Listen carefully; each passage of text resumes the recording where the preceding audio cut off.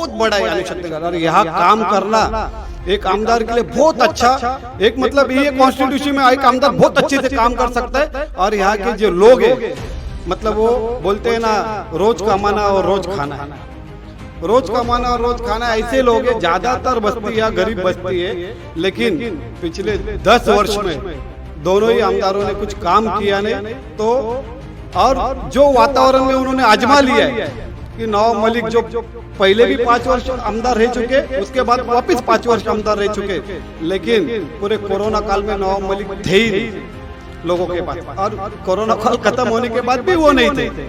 मतलब इस अणुशक्ति नगर विधानसभा का इतना दुर्भाग्य है कि जो भी आमदार आता है वो बाहर के कॉन्स्टिट्यूंसी से आता है।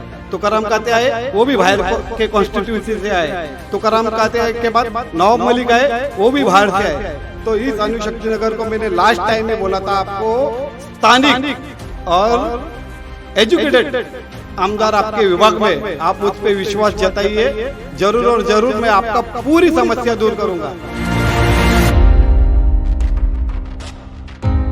नमस्कार, आप सभी दर्शकों का CNU चैनल में स्वागत है। इस वक्त मौजूद है मुंबई की अणुशक्ति नगर विधानसभा में।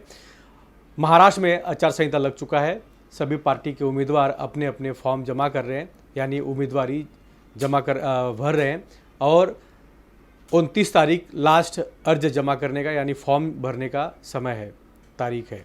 और हमारे साथ अणुशक्ति नगर विधानसभा के एक ऐसे कर्मठ समाज सेवक हैं जयप्रकाश अग्रवाल जी मौजूद हैं।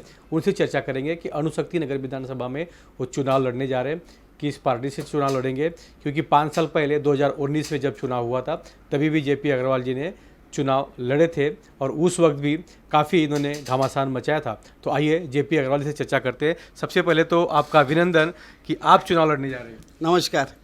क्या कहेंगे, 2019 में आप चुनाव लड़े थे, अब 2024 में 5 साल के बाद फिर से चुनाव लड़ रहे हैं। ये 5 साल का जो अंतर था बीच का, पब्लिक में रहना, पब्लिक में काम करना, पब्लिक में घूमना, तो लगता है कि पिछले साल से ज़्यादा इस साल वोट मिलेगा आपको? 25 साल से समाज सेवा करते करते, पिछले 5 साल पहले जब मैं 20 साल से समाज सेवा कर रहा था, तो एक बार सोचा कि एक बार तो इलेक्शन में खड़ा होना ज़रूरी है। तो उस वक्त भी मैं शिवसेना इस पार्टी में काम करता था, शिवसेना का एक अच्छे पद पर काम कर रहा था, लेकिन महायुति में वहाँ मुझे टिकट नहीं मिला। तो मैंने उस वक्त बसपा के मायावती बहन जी से रिक्वेस्ट किया कि 20 साल समाज सेवा करने के बाद मेरे पे वहाँ अन्याय हुआ है, अन्याय होने की वजह से मुझे आप आपके पार्टी से खड़ा कीजिए। मैं जो मेरा विजन है अणुशक्ति नगर विधानसभा के लिए, जीत के आने के बाद ज़रूर और ज़रूर पूरा करूँगा। और मायावती बहन जी ने मुझे उस वक्त मुझ पर भरोसा जताया और टिकट दिया, और मैं लड़ा और बहुत अच्छे से लड़ा। जब मैं अणुशक्ति नगर विधानसभा से फर्स्ट टाइम नॉमिनेशन भरा, उसी वक्त जो दोनों कैंडिडेट थे राष्ट्रवादी कांग्रेस के और शिवसेना के, तभी उन्होंने अपनी हार मान ली थी। लेकिन राजकारण और समाजकारण, इसमें क्या फ़र्क होता है ये मुझे 2019 में पता चला। जो मैंने 20 साल समाजकारण किया था, उसके ऊपर ये राजकारणी लोगों ने पैसों की बरसात करके और फेक नैरेटिव लोगों में दिया कि ये कैंडिडेट जीतने वाला नहीं है, इसको आप वोट मत दो। और जो जो लोगों को मैंने काम किए थे उनके पास पहुंचकर उनको रातों रात खरीद कर, और मतलब हर तरह से उनको गुमराह कर पिछले जो 2019 में मुझे वोट गिरे थे, उसकी क्षमता में इस बार वातावरण बहुत बदल गए। 2019 में जैसे ही इलेक्शन हुआ और मार्च 2020 में कोरोना चालू हो गया, जिन लोगों ने विश्वास जताया था कि आमदार को कि मैं इसको वोट दे रहा हूँ, ये आगे के 5 वर्ष मुझे सुख समृद्धि देगा, मेरे अणुशक्ति नगर का विकास करेगा, 2020 में सबकी पोल खुल गई। महानगर पालिका में शिवसेना उद्धव गट का वर्चस्व था, लेकिन आपने देखा रहेगा महाराष्ट्र में सबसे ज़्यादा कोरोना के पेशेंट हुए, उस वक्त वो पार्टी वहाँ फेल हो गई। उसके बाद केंद्र में बीजेपी की सत्ता थी, लेकिन केंद्र से भी महाराष्ट्र को कोई प्रकार की सुख सुविधाएं नहीं मिली। तो उस वक्त जब आम पब्लिक रोड पे मर रहा था, भाई भाई को नहीं पूछ रहा था, उस वक्त यही JP अग्रवाल भाई लोगों के बीच में खुद के परिवार की समस्या खुद के परिवार को न देखते हुए लोगों के लिए कोरोना में उतरा। हर एक नगर में अणुशक्ति नगर विधानसभा जोग्राफिकली बहुत बड़ा है। आप देखने जाओगे तो अख्खे भारत में, खाली महाराष्ट्र में नहीं, पूरे भारत में जोग्राफिकली अणुशक्ति नगर बहुत बड़ा है। भौगोलिक दृष्टि से देखा जाएगा तो चिता कैंप से जो विभाग चालू है जगत नाके से लेकर वहाँ से लेकर गौनपाड़ा तक, मतलब उसके बीच में आने वाले आप नगर देखने जाओगे तो आप सोच ही नहीं सकते हो कि मंडाला गांव आता है, पाइलीपाड़ा आता है, चिता कैंप आता है, अणुशक्ति नगर आता है, बीआरसी कॉलोनी आती है, फिर आपका गोवंडी गांव, देवनार गांव, पांजरा पोल, दिन कोयरी रोड, गौतम नगर, फिर यहाँ आओगे तो आपकी आरसीएफ कॉलोनी पूरी आती है, फिर कामावाड़ी, आपका गणेश नगर, वाडौली गांव, प्रबुद्ध नगर, उसके आगे आप आओगे तो हमारा अग्रवाल सोसाइटी आता है, अग्रवाल कॉलोनी आती है, मनीष विजय कॉलोनी आती है, अयोध्या नगर, अशोक नगर। भौगोलिक दृष्टि से आपको बताना चाहता हूँ कि बहुत बड़ा है अणुशक्ति नगर, और यहाँ काम करना एक आमदार के लिए बहुत अच्छा, एक मतलब ये कॉन्स्टिट्यूशन में एक आमदार बहुत अच्छे से काम कर सकता है। और यहाँ के जो लोग हैं, मतलब वो बोलते हैं ना, रोज़ कमाना और रोज़ खाना है, रोज़ कमाना और रोज़ खाना, ऐसे लोग हैं। ज़्यादातर बस्ती यहाँ गरीब बस्ती है, लेकिन पिछले 10 वर्ष में दोनों ही आमदारों ने कुछ काम किया नहीं। तो और जो वातावरण में उन्होंने आजमा लिया है कि नवाब मलिक जो पहले भी 5 वर्ष आमदार रह चुके, उसके बाद वापस 5 वर्ष आमदार रह चुके, लेकिन पूरे कोरोना काल में नवाब मलिक थे ही नहीं लोगों के पास, और कोरोना काल ख़त्म होने के बाद भी वो नहीं थे। मतलब इस अणुशक्ति नगर विधानसभा का इतना दुर्भाग्य है कि जो भी आमदार आता है वो बाहर के कॉन्स्टिट्यूंसी से आता है। तुकाराम काते आए, वो भी बाहर के कॉन्स्टिट्यूंसी से आए। तुकाराम काते के बाद नवाब मलिक आए, वो भी बाहर से आए। तो इस अणुशक्ति नगर को मैंने लास्ट टाइम ही बोला था आपको, स्थानिक और एजुकेटेड आमदार आपके विभाग में, आप मुझ पे विश्वास जताइए, ज़रूर और ज़रूर मैं आपका पूरी समस्या दूर करूंगा। लेकिन कुछ फेक नैरेटिव की वजह से 2019 में मुझे हार मिली, लेकिन इस 2024 में मुझे पता है कि मेरा जो मैनिफेस्टो आगे मैं रखूंगा, लोग उस पर विश्वास रख के मुझे ज़रूर जिताएंगे। अच्छा, आपको लगता है कि चेंबूर अणुशक्ति नगर विधानसभा में स्थानिक उम्मीदवार होना चाहिए और लोगों की मांग है, इसके लिए किस तरह लोगों से अपील करेंगे? क्योंकि बाहर के लोग आते हैं, चुनाव जीतते हैं, बाद में गायब हो जाते हैं, अब पब्लिक फिर दर बदर भटकती है।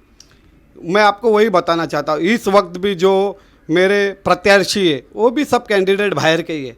मैं अकेला ऐसा कैंडिडेट हूँ जो अणुशक्ति नगर विधानसभा का स्थानिक कैंडिडेट हूँ।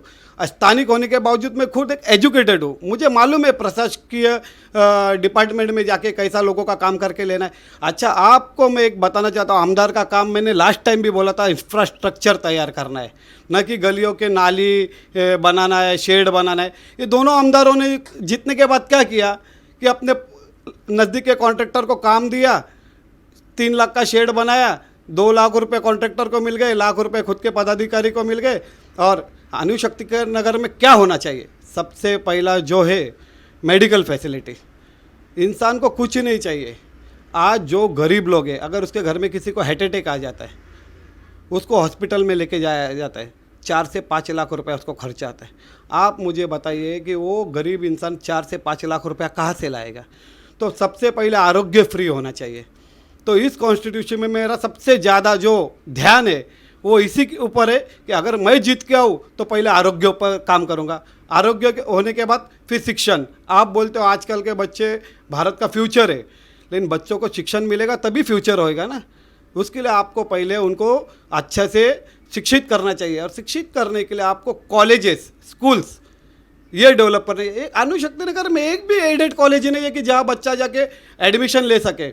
आप देख सकते हो पूरे अणुशक्ति नगर कॉन्स्टिट्यूशन में एक भी एडेड कॉलेज या प्राइवेट कॉलेज नहीं है। और जो आजू बाजू की स्कूल है वो प्राइवेट स्कूल में इतनी फीस है कि उस फीस के वजह से लोग फीस भर नहीं पाते और ना इलाज से उनको महानगर पालिका के स्कूल में एडमिशन लेना पड़ता है। ठीक है, महानगर पालिका के स्कूल में एडमिशन लेना भी कोई बुरी बात नहीं है, लेकिन वहाँ स्टाफ तो होना चाहिए। गवर्नमेंट महानगर पालिका के स्कूल अच्छा कॉन्ट्रैक्ट देके कॉन्ट्रैक्टर को बड़ा बड़ा बना रही है, 4-4 माले की 5-5 माले की बिल्डिंग बना रही है, लेकिन उसमें स्कूल में टीचर्स तो मांगते हैं, टीचर्स ही नहीं है, तो बच्चे शिक्षण लेंगे कहाँ से? तो मेरा अणुशक्ति नगर विधानसभा में सबसे बड़ा काम आरोग्य के बाद मैं ध्यान दूंगा कि किस तरह मेरे अणुशक्ति नगर विधानसभा में लोगों को अच्छा शिक्षण मिले, तो कैसा उन्हें फ्री ऑफ एजुकेशन मिले, उसके ऊपर ज़्यादा ध्यान दूंगा। अच्छा, मैं जानना चाहूँगा आपसे क्योंकि दो बड़े महारथी है और अभी तो एक का नाम लगभग सना मलिक का डिक्लेयर हो गया है क्योंकि नवाब मलिक को पार्टी ने ना बोल दिया है। दूसरा एनसीपी गुट से शरद पवार गुट से अभी नाम डिक्लेयर नहीं होगा, शायद कल हो जाएगा। तो क्या लगता है कि इन दो महारथियों के बीच में आपको कितना चैलेंज पड़ता है इसमें? देखो, महारथी कोई नहीं होता है। 70 साल कांग्रेस ने राज किया भारत में, तब किसी ने नहीं सोचा था कि भाजपा सेंट्रल में वापस आएगी। दिल्ली में अरविंद केजरीवाल जैसा एक आम आदमी अपने लोगों को लेकर चुनाव लड़ा और एक बार ने 2 टाइम चीफ मिनिस्टर बना, दूसरी बार ने 3 बार चीफ मिनिस्टर बना, एक बार उन्होंने इस्तीफा भी दे दिया। तो आप महारथी महारथी बोल के लोगों को संभ्रम मत कीजिए। मतदार ये महारथी होता है। मतदार ने चाहा तो किसी को आसमान में भी पहुंचा सकता है और मतदार ने चाहा तो उसको ज़मीन पे भी ला सकते हैं। लोकसभा में आपने देखा है कि बहुत हवे में थे, 400 पार, और मतदार ने उन्होंने बराबर अपने कैपेसिटी में ला के रखा है। मेन मुद्दा क्या होता है कि ये महारथी से ज़्यादा जंग मेरी अणुशक्ति नगर विकास की है। तो मैंने जैसा आपको 2 मुद्दे बताए, तो अगर मैं यहाँ के बेरोजगार मेरे जो अणुशक्ति नगर के मतदाता है उसमें हिंदू मुसलमान सब है, और सबसे पहली बात तो यहाँ अच्छा कॉलेज नहीं होने की, यहाँ अनएडुकेटेड मतलब कम पढ़ाई वाले बच्चे लोग बहुत ज़्यादा है। तो उनके लिए मैं क्या कर सकता हूँ? तो यहाँ बहुत बड़ी बड़ी कंपनी है, आरसीएफ कंपनी है, एचपीसीएल कंपनी है, बीपीसीएल कंपनी है, एजेस कंपनी है। इनमें इनको किस तरह पहले नौकरी मिल सके, कैसे पहले स्थानिक भूमिपुत्र बोल के प्राधान्य मिल सके, उसके लिए मैं लड़ूंगा। क्योंकि इसके पहले जो भी आमदार चुन के आए, दोनों बाहर के, उनको स्थानिक लोगों का क्या लेना देना है? बच्चे भूखे मरे, उनके घर में खाना नहीं आवे, उनको क्या लेना देना है? अपना मस्त आमदार का पोस्ट लेने का, जो फंड मिलता है उसमें से फंड को फंड कर देने का और अपना घर भरते रहने का। लेकिन मेरा जो मुद्दा है कि ये जो कंपनियों के पास जाके हम अप्रोच होंगे एक एमएलए बोल के कि भाई हमारे भूमिपुत्र को आप न्याय दो, तो ज़रूर और ज़रूर उनको रोज़गार दूंगा। तो मैं ऐसा सोचूंगा कि ये जो महारथी है वो अपने आप हार गए। उसके बाद ये जो मैं आपको बता रहा हूँ, भौगोलिक दृष्टि में अपना अणुशक्ति नगर बहुत बड़ा है। यहाँ बहुत सारी बिल्डिंगें खाली पड़ी है, सरकार की बिल्डिंग है। वो अपन छोटे छोटे लघु उद्योग चालू करके, जैसे जो अनपढ़ लोग हैं उनके लिए अपन छोटे छोटे लघु उद्योग चालू करेंगे। उनके पीछे अपन एक एमएलए होने के बाद बहुत पावर आ जाती है। वो प्रशासन में जाके लड़ सकता है, प्रशासन से झगड़ा कर सकता है, वो फंड ला सकता है, और उनको छोटे छोटे लघु उद्योग अपन चालू करके देंगे। तो अनपढ़ भी रहेगा तो वो पेन बनाएगा, टोकरी बनाएगा, साड़ी फॉल बीडिंग का काम करेगा, तो भी घर में हर महीने उसके 20-25 हज़ार रुपये तो आएगा। उस 20-25 हज़ार से उसका घर चलेगा। तो मैं सोचूंगा कि उसमें मेरा विकास हो गया है और ये महारथियों को मैंने हरा दिया है। अच्छा, आपका चुनाव चिन्ह क्या होगा और किस पार्टी से आप चुनाव लड़ रहे हैं इस बार? चुनाव चिन्ह तो देखो, मैं इंडिपेंडेंट लड़ रहा हूँ, और इंडिपेंडेंट लड़ने का कारण बहुत बड़ा है कि अब मुझे राजकारण पे, पार्टियों पे भरोसा रहा नहीं है। लास्ट टाइम महायुति में शिवसेना और भाजपा लड़ी, लोगों ने पूरा कौल शिवसेना और भाजपा को दिया, लेकिन खुद को सत्ते में और खुद के बच्चे लोग को सत्ते में लाने के लिए, खुद के परिवार को, खुद की बीवी को, बहन को, माँ को सत्ते में लाने के लिए इन्होंने क्या किया कि युति तोड़ दी। और दूसरे जिनके खिलाफ आप 25 साल से लड़ रहे हो, उनके साथ जाके युति में बैठ गए, महाविकास आघाड़ी करके सरकार बना दी।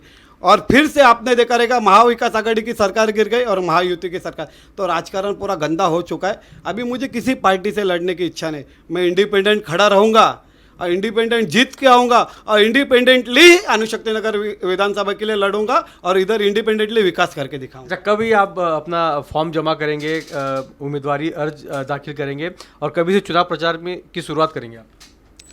इंडिपेंडेंट कैंडिडेट का ऐसा होता है कि आप नामांकन दाखिल करने के बाद फॉर्म रिटर्न लेने की तारीख होती है। 4 तारीख को फॉर्म रिटर्न लेने की तारीख है और 5 तारीख को हमको चिन्ह मिला जाएगा। तो मैंने मेरे जो चिन्ह है वो मैंने सोच के रखे, मैंने मेरे फॉर्म में भर के रखे। 29 तारीख को पूरे अणुशक्ति नगर विधानसभा से जो लोग चाहते कि जो पिछले 15 साल से हम पे अन्याय हो रहा है और उस अन्याय को कहीं तो ये रोकना है, और स्थानिक भूमिपुत्र आमदार हमें देना है, तो ज़रूर और ज़रूर मैं 29 तारीख को उन सब मेरे माता भगिनी भाई बंधु सबको लेके 29 तारीख को बहुत ही ज़ोरों शोरों से जाके फॉर्म सबमिट करूंगा। अच्छा, एक चीज़ ये भी जानना चाहेंगे कि अणुशक्ति नगर विधानसभा में आपने कई मुद्दे उठाए, लेकिन जब चुनाव आता है तो करोड़ों के फंड आ जाते हैं और चुनाव जीतने के बाद फिर 5 साल 4 साल 4.5 साल काम नहीं होता है। लेकिन जब चुनाव आता है तो 6 महीने में काम किया जाता है, लीपा पोती करके पोस्टर बैनर लगा दिया जाए। इस पर क्या कहेंगे? मैं आपको वही तो बताना चाहता हूँ कि एमएलए का काम उसकी कॉन्स्टिट्यूशन में इंफ्रास्ट्रक्चर बनाना है, तो 6 महीने में इंफ्रास्ट्रक्चर तैयार नहीं हो सकता ना, उसके लिए आपके लिए प्री प्लानिंग होना मांगता है। अभी जो डीपी प्लान फाइनल हुआ है तो आपको आमदार को उसके ऊपर स्टडी करना है कि वो डीपी प्लान में कौन सी जगह स्कूल के लिए रिजर्वेशन है, कौन सी आपको शमशान के लिए रिजर्वेशन है, कौन सी कब्रस्तान के लिए रिजर्वेशन है, कौन सी प्ले ग्राउंड है, कौन सी जगह स्कूल के लिए रिजर्वेशन है, कौन सी हॉस्पिटल के लिए रिजर्वेशन है। तो आमदार ने उसका स्टडी करना चाहिए और स्टडी करके उसके ऊपर जिस दिन से वो इलेक्ट होता है 2 साल मेहनत करके सब परमिशन लाके वह इंफ्रास्ट्रक्चर तैयार करना चाहिए। लेकिन बोलते हैं ना, जिनको काम ही नहीं करना है तो क्या करेंगे। तो ऐसे हमारे 15 साल से हमारे ऊपर अन्याय चालू है अणुशक्ति नगर विधानसभा पे, और मेरा टारगेट ही वो होगा कि जैसे ही मैं जीत के आऊँगा सबसे पहले तो मैं आरोग्य की समस्या के ऊपर लड़ूंगा, फिर उसके ऊपर शिक्षण की समस्या पे लड़ूंगा, लोगों को रोजगार और कैसे उन्हें काम मिले, पहला घर चलना चाहिए, इंफ्रास्ट्रक्चर बात की बात है। जैसे पहले साल में मैं लोगों को ये सब उनके घर तक पहुंचाऊंगा, उसके बाद मैं ज़रूर और ज़रूर कि ये इंफ्रास्ट्रक्चर पे काम करूंगा। तो आपको नेक्स्ट टाइम ये सवाल पूछने की ज़रूरत ही नहीं पड़ेगी कि 6 महीने पहले काम स्टार्ट हो गया। आपको देखेगा एक अणुशक्ति नगर में सही में बहुत बड़ा विकास हुआ है। अच्छा, जाते जाते अणुशक्ति नगर विधानसभा के जो स्थानिक हैं, जो वोटर्स हैं, उनसे क्या अपील करना चाहेंगे कि आपको ज़्यादा वोट मिले और आप जीत के आएँ? मैं मेरे सभी मतदाताओं से हाथ जोड़ के विनंती करता हूँ, देखो मैं आपका एक सामान्य व्यक्ति हूँ, मैं एक मिडिल क्लास फैमिली से आया हूँ, लेकिन मैं आपसे यही रिक्वेस्ट करता हूँ कि 5 साल अगर आपको आपके बच्चों का लाइफ सुधारना है, जैसे अगर मेरी माता भगिनी डोंगर पे से नीचे आती है मैटरनिटी हॉस्पिटल में जाने के लिए, तो एक ही भी मैटरनिटी हॉस्पिटल यहाँ नहीं है और रास्ते में कभी कभी उसका डिलीवरी हो जाता है, तो माँ भी मर सकती है, बच्चा भी मर जाता है। तो आपको अगर इस अणुशक्ति नगर में अच्छा हॉस्पिटल, मैटरनिटी हॉस्पिटल और आरोग्य के लिए बड़े हॉस्पिटल चाहिए तो मुझे ज़रूर मतदान कीजिए। उसके बाद अगर आप चाहते कि आपका बच्चों का भविष्य अच्छा हुए, उन्हें अच्छा शिक्षण मिलना चाहिए, फ्री ऑफ कितनी भी फीस हो वो सरकार भरनी चाहिए, वो आमदार के थ्रू वो बच्चा अच्छे से एजुकेशन लेना चाहिए, तो ज़रूर मुझे मतदान कीजिए। और आप चाहते कि आपके घर में रोजगार उपलब्ध होवे, किसी ना किसी बहाने से आपके घर में उत्पन्न आवे, तो ज़रूर मुझे मतदान कीजिए। फिर से मैं आपको बताना चाहता हूँ कि आमदार का काम ही आपको सही राह पे लाना है, आपके एरिया का विकास करना है। जो मेरे माता भगिनी पिछले 25 साल से एसआरए में जो रूम्स बने नहीं है और पीड़ित है, अगर वो एसआरए के बिल्डिंग आपको आपके अच्छे खुद के आशियाना में रहना चाहता है तो ज़रूर मुझे मतदान कीजिए। और मैं आपके विश्वास पे खरा उतरूंगा और आपको बताना चाहता हूँ कि एक बार मौका दीजिए, आपका ये स्थानिक आमदार 24 घंटा आपके लिए अवेलेबल रहेगा। यहाँ जयप्रकाश अग्रवाल जी से हम चर्चा कर रहे थे, बात कर रहे थे, और इस बार 2024 के विधानसभा चुनाव में उतर चुके हैं और निर्दलीय वो नामांकन अपना दाखिल करेंगे। उनका जल्द चुनाव चिन्ह भी आ जाएगा और जेपी अग्रवाल जी ने कमर कस लिया है कि अणुशक्ति नगर विधानसभा में चुनाव लड़ना है, चुनाव जीत कर आना है, विधायक बनना है और फिर पब्लिक की सेवा करना है। तो कई ऐसे और भी मुद्दे हैं जेपी अग्रवाल से चर्चा करने के लिए, और एक दूसरे कड़ी में उनसे चर्चा करेंगे, बात करेंगे। लेकिन 29 तारीख को जयप्रकाश अग्रवाल जी फॉर्म भरने जा रहे हैं और उन्होंने सभी से अपील किया है कि ज़्यादा से ज़्यादा संख्या में आएँ और मुझे मदद करें। कैमरामैन आनंद गौड़ के साथ राज पांडे, अणुशक्ति नगर विधानसभा, मुंबई। CEN न्यूज, देश प्रदेश की ताजा तरीन खबरों के लिए CEN न्यूज को सब्सक्राइब करें और रहें पल पल की खबर से हर पल बाखबर।